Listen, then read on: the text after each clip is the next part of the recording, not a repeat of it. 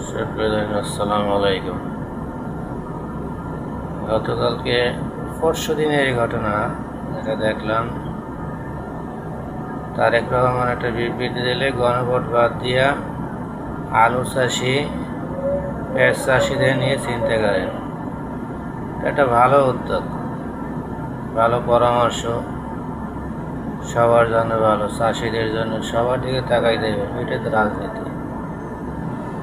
এইটার পরিপ্রেক্ষিতে গতকালকে দেখলাম বিশেষ এক দল নাকি জনগণের জন্য কান্নাকাটি, অথচ আওয়ামী লীগের বিপক্ষে লকডাউন প্রতিরোধ করতে যায় আর বিএনপির বিরুদ্ধে মিছিল করতে আছে। গণভোট না আলু, এরা কীভাবে দেশের মানুষের জন্য কাজ করবে?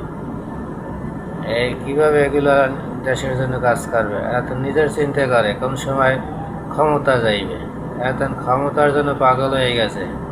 বিভিন্ন ইস্যু নিয়ে আন্দোলন, বিভিন্ন ইস্যু নিয়ে রাজপথ কাঁপানোর চেষ্টা করো, অথচ কাঁপাইতে পারলে না। আওয়ামী লীগ তো ঠিকই মাঠে নামলো তোমাদের জন্য, তোমাদের এর জন্য। প্রত্যেকটা ক্ষেত্রে একটা আগাম করে রাখো, প্রত্যেকটা ক্ষেত্রে।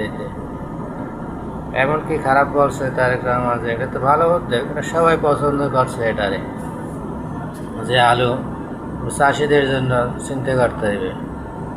কৃষকের জন্য যদি চিন্তা না করে দেশ কীভাবে চলবে? আগে তো কৃষি রসায় রাখতে হবে।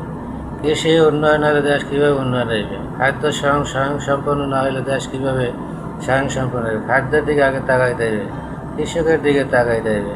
কৃষক বাঁচাও, দেশ বাঁচাও, আগে কৃষক বাঁচাও। তুমি এই গণভোট নিয়ে চিল্লা পাল্লা করে নামছো, লকডাউন প্রতিরোধ করতে নামে গণভোট না আলু। এটা কোন ধরনের সিস্টেম তোমাদের?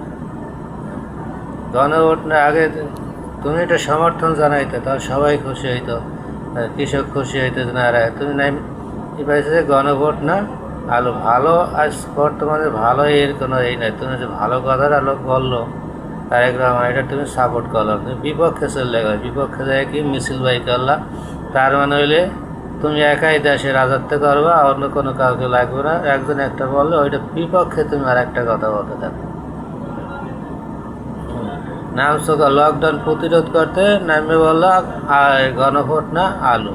মানে কি তুমি বিপক্ষে, এই বিএনপির বিপক্ষে কাজ করলা, বিএনপির বিপক্ষে স্লোগান দিলাম? এটা তো হইতে পারে না। বিএনপির বিপক্ষে তুমি স্লোগান দিয়ে নাহলে গণভোট না আলু না গণভোট নামছে, অথচ নামছে কি লকডাউন প্রতিরোধ করতে। এইটা ওনার লকডাউন, তার থেকে আওয়ামী লীগ তেমনি আইবে, আওয়ামী লীগ তেমনি তোমার এই দিয়ে আইবে। তো